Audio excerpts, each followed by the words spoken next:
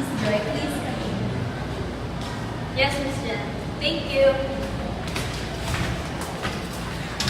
Good morning, sir. I am the applicant from Riverside College Incorporated, referred by Miss Grace.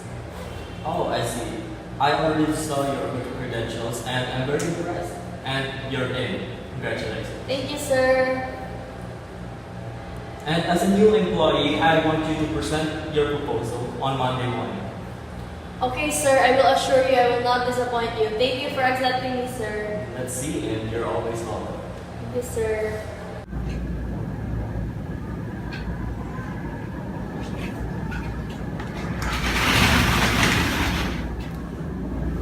Good morning. Good morning, sir. Everyone, you can take your seats.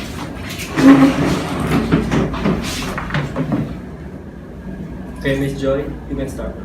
Yes, sir.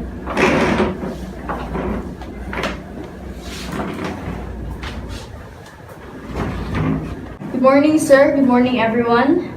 I'm Joy from Riverside College Incorporated, and I am a graduate of Chemical Engineering, and I am here today in front of you to present my proposal as a new employee of this company. So my proposal is all about the Bohr's model of the atom, or as we call it, the planetary model of the atom. So as you can see on the second slide, you can see the picture of Niels Bohr.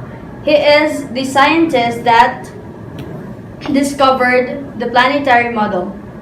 So his explanation of the planetary model is that the atom has electrons and protons, and there are orbitals that where the electrons are freely moving. So as you can see here, his explanation towards the planetary model is that there are protons and electrons, and the electrons have orbitals where it is freely moving. So as you proceed to the next slide, you can read there that Bohr amended that view of the motion of the planetary electrons to bring the model into line with the regular patterns of light emitted by real hydrogen atoms. Light, he proposed, radiated from hydrogen atoms only when an electron made a transition from an outer orbit to one closer to the nucleus. The energy lost by the electron in the abrupt transition is precisely the same as the energy of the quantum of emitted light. So, to discuss the differences and similarities of Bohr's model to different kinds of model. To start, let us hear from Ernest Rutherford's model. So, Ernest Rutherford was a prominent chemist, physicist. At the turn of the 20th century, he performed a famous experiment whereby atomic particles were passed through gold foil to measure their mass and size. He gave his theory of the structures of the atom in 1911 that stated that the majority of the atom's mass is located in a compact, positively charged area in the center of the atom.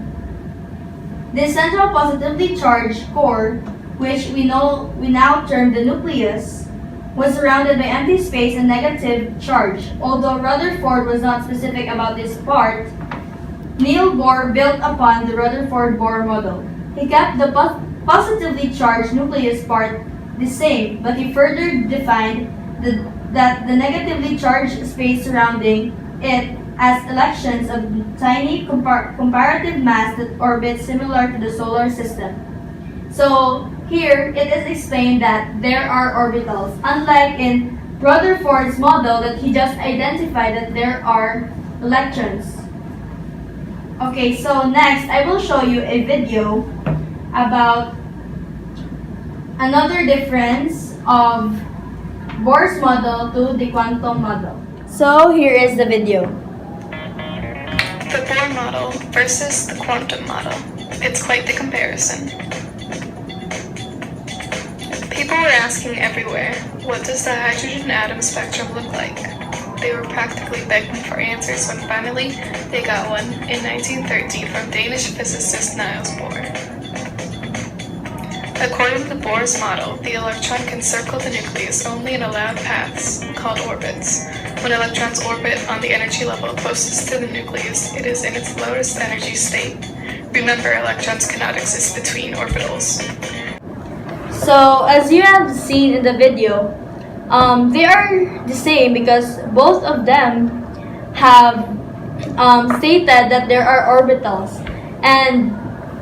But what's the difference is that in quantum model, it stated that electrons does not really have what do you call that? Have really orbitals that stated where they really are, their location are. So meaning that the quantum model opposed the Niels Bohr model because they say that the electrons does not follow an exact position. And that ends my presentation. Thank you. That was a good presentation. Good job. Welcome to the company. Thank you, sir.